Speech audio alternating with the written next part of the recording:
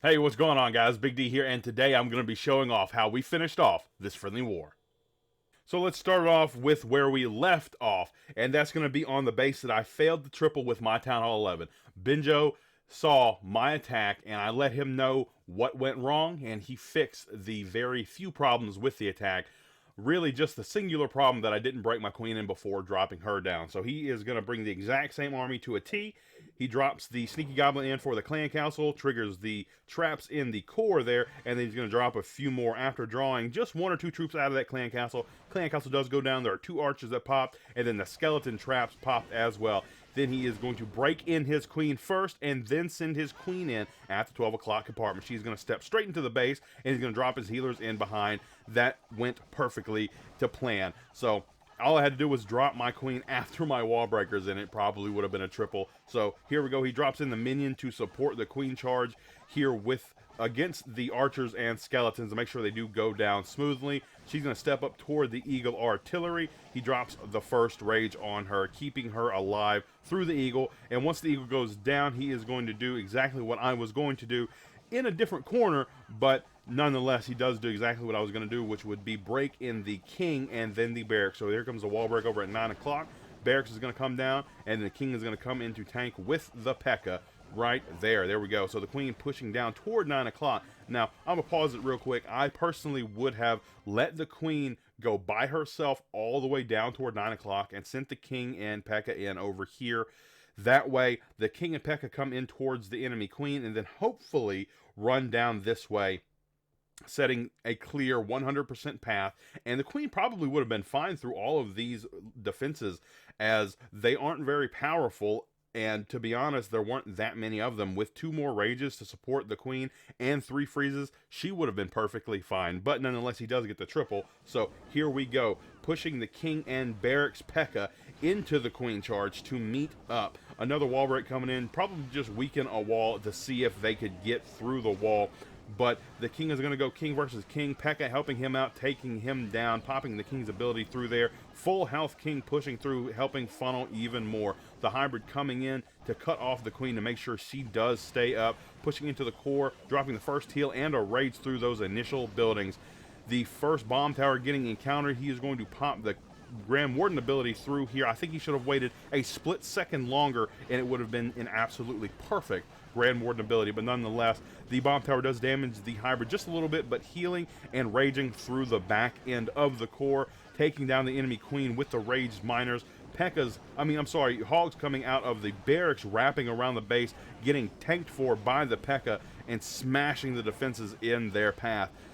Hogs and miners still working through the base. Queen with her ability working through a wall to help clean up. And this is already smashed. And as you can see, he is going to swag the queen ability and three free spells on this base, just as I should have in my second attack on my Town Hall 11. That's going to be the triple for us, the good guys, against Guild of Grace. And here we go again. Benjo having three accounts in this war. It's hard not to show his attacks because he is a very good attacker. So this is going to be his first Town Hall 12 attack. He actually got a very good scout on this base with his Town Hall 11. And to be honest, I think he came very close to the triple 11v12 with this exact same attack strategy, give or take a few extra troops. So as you can see, there's an exposed Town Hall up at the north at 12 o'clock. He has 6 sneaky goblins in his camps, and he's going to use those to take out the Town Hall for free. Guys, don't put your Town Halls on the outside like this in a friendly war. It spells devastation for your base. Here we go. He's going to start the queen charge here very shortly to push in. There we go. At 12 o'clock, going to start the queen charge to push in and try to take out the enemy queen and clan castle, and possibly even the eagle artillery. Here we go. The healer's finally coming down on the queen. Baby dragon coming in at about 1:30 to help funnel. Dropping the first rage on the queen. Queen versus queen. There we go. Takes the enemy queen out. And there we go. King coming down near the 2 o'clock here, trying to help funnel and make for sure that the queen will get into this base. There we go. Queen pushing into this corridor and dropping the jump spell over here. Notice there is no wall breakers because he knew he was going to bring a jump to get all the way into that eagle artillery. She will take this jump, take out an air defense, and help set the funnel for the Lalo as well. Poison coming down for the Dragon, Ice Golem, and Balloon. Raids coming down to support the Queen charge, taking down the Eagle before even encountering the Clan Castle. The Lalo actually already starting from the 2 o'clock. Grand Warden going to come in with this second set of balloons. There we go, and Stone Slammer. Freeze coming down over the single target Inferno to save that Hound so it doesn't get taken out too early. Haste coming in on the first set of balloons, and almost nothing triggers that tornado trap. So that came in clutch for the Lalo portion for sure. They didn't get held up in the core there. Queen popping her ability to get through the enemy king. Haste still pushing these balloons through to the back side. Max balloons coming out of that Stone Slammer, popping the Grand Warden ability for the back end archer. Air defense. The Queen's still up. She already popped her ability, but there's nothing to take her out on the back end of this base. She's going to take down that air defense, and a million balloons pushing through the end of this base, getting the cleanup in, and he has 2 balloons and a freeze and haste spell to swag on this base. Benjo coming in wrecking shop with a Lalo attack. I love to see Lalo attacks personally, and Benjo is one that likes to queen charge or Sui Lalo himself at a lot of Town Hall levels. And as you can see, he is very good at it. 12v12 triple with some swag spells with his Queen Charge Lalo. Here we go. This is my Town Hall 13 coming in against Old Man Viking of Guild of Grace. We're going to try to triple this Town Hall 13. So we're coming in with a Zap Queen Charge hybrid. So what we're going to do is we're going to try to take out one scatter shot and then push the Queen into that scatter shot, or rather where the scatter shot was, and that means it's going to be a weak portion of the base. Queen comes in and tries to get as much value as she can and set a very nice funnel.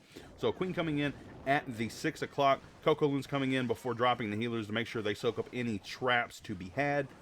So the Queen's going to step up here and hopefully take out the Clan Castle, and I need to funnel her into the base a little bit. I want to make sure that she does walk towards that Clan Castle, so I drop a few miners and a Party Wizard over to her left to make sure she does go into the base.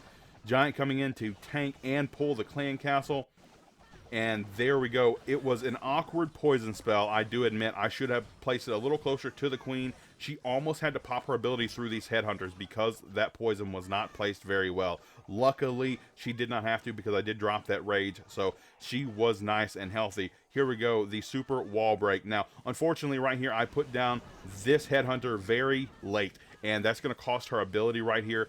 Queen versus Queen, you really need to get that headhunter in very early, and a lot earlier than I did. I sent in this Ice Golem to tank this single target Inferno.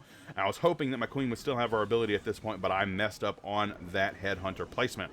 But I'm going to have to freeze this single target Inferno for the Queen. Queen now getting targeted by the Eagle Artillery. King coming in over at 9 o'clock to start the funnel for the hybrid. So the Queen has pretty much already gotten everything I expected her to, but it was always nice for her to get some extra value and keep running along up top there. Hybrid coming in over at the about 8 o'clock. Pushing into the multi-target Inferno. Might lose a few hogs here, but I'm looking to take down the Inferno without using my heal spell. Here we go, pop the Grand Warden's ability to protect the hybrid and that blimp to make it all the way into the Town Hall since the Queen did not step up. I didn't feel the need to try to break her into the Town Hall compartment. I thought it best to keep that super wall breaker again for later on. So we freeze the Town Hall, the Yeti Bomb comes out, and they're going to take down that Town Hall with the help of a few miners actually that backtrack to it and make sure it does go down. Hybrid pushing into the heal. Now the heal was a little bit misplaced as well. I tried to get too much value out of it and cheated a little too far forward into this multi-target Inferno, and had I not, I probably would have made it a little bit further with the hybrid.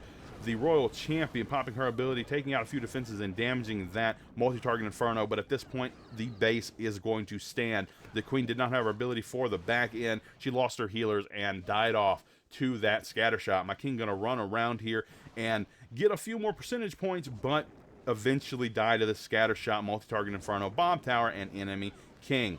He takes down the bomb tower, takes some damage from it, and then the enemy King is going to beat him down before he can get any more percentage off of this base. So no, I did not triple. I got an 89% 2-star, but as you can see, it was very, very close. One minor mistake or two cost me this raid as well, and that's what Clash is. It's minor moments that make or break your attacks. But unfortunately for me, I did not get the 3-star on my Town Hall 13 either. Since we did not have any Town Hall 13 triples, I would like to show one of Guild of Grace's attacks. Micah, I'm assuming their name is, attacked my base, Derek, 11v11 with this Queen Charge Bow Witch strategy, and let's see how it went. We're going to hit play right here. So they're going to start their queen charge down here at 6 o'clock. Queen coming in and actually going to support the queen charge with the Grand Warden here anytime. Now there we go. Queen comes down, Grand Warden comes down, Coco Loon in for the healers, and then the healers in behind. So I think the Grand Warden actually clutched this attack for them. And I'll show you why once this clan castle does get pulled. Queen doing a nice funnel for herself, actually. She does not have, they do not have to funnel for the queen. She's actually going to do exactly what they wanted her to begin with without any extra funneling to have. So she's stepping up for this gold mine, and then she's going to push up for the Archer Tower. And very soon here, she is going to pull the clan castle and hopefully deal with it. The Grand Warden, as I said, I think clutched this for them, because without the Grand Warden with the queen and queen charge, I think that this clan castle would have got the best of them. A lot of goblins and headhunters coming out of there. The poison, yes, does work for the queen, but if the Grand Warden was not strengthening her and her healers, I believe she would have died to these headhunters even under the poison. But that's just an opinion, and I could be very wrong. That poison could have done the job. But here we go. Enemy queen or enemy king coming in to fight the queen and Grand Warden. She is going to stand no problem with the help of the Grand Warden to knock out the king. Wallwrecker coming in, which is behind to push through the base. The town hall is up at the 12 o'clock, so they chose to put the Wallwrecker in way down here to make sure it does run all the way through the base. Grand Warden going to help it out, strengthen it up, and strengthen up all the bowlers and witches as well, pushing in behind into the multi-target Inferno. That is the Grand Warden ability to make sure this Wallwrecker will make it as absolutely far as possible. So they're looking to break into this Eagle artillery compartment and just clips the corner of it to get it open, and then passes it up to continue. A lot of spells left in this raid, and they are already over halfway through the base. Rage and heal into that Eagle artillery. A lot of bowlers, witches, and skeletons pushing through that heal spell. The Wallwrecker making it through the base and heading in toward the town hall. Once again, the bowlers in the core just pushing through, wreaking havoc to all of these defenses. King takes the jump, takes out the multi-target Inferno, pops his ability, and starts to bang through a wall. Another Rage comes down to help the bowlers get through this wall and take out this ground expo the king was going for. Queen, unfortunately, did die off over around the 3 o'clock area to the point defenses and the Tesla farm over there. Bowlers coming out of the clan castle to clean up the top part of the base. A lot of bowlers and skeletons left. Healers still healing up the Grand Warden and King and all of his barbarians. And they end up at 3 o'clock for the triple against my base, 11v11. So I didn't actually expect them to use this strategy. This base was more meant to defend a little bit of E-Drag spam. So shout out to Micah for tripling my base. Now we're going to head on back out and show you the exact totals here. These are the war results. We had 25 stars, they had 24, and we take the victory 89.1% to their 87.8%. Now, we did take it by a star. Unfortunately for them, they actually had a 13v11 time fail, dip fail, which would have put them closer to us. We still would have taken it by percentage, barely, but we would have taken it nonetheless. The 1% difference would not have tossed them over. It would actually only given them, I believe, 87.9% against our 89.1. So we would have won by percentage anyway, but we definitely could have had a closer war. But nonetheless, they fought hard. Guild of Grace, GG to you guys. You put up a great fight, and I'm glad to have warred with you. I am happy to do it again if you do want a rematch in the future. Thank you guys for tuning in to this war recap. You are all amazing, and I'll see you in the next one.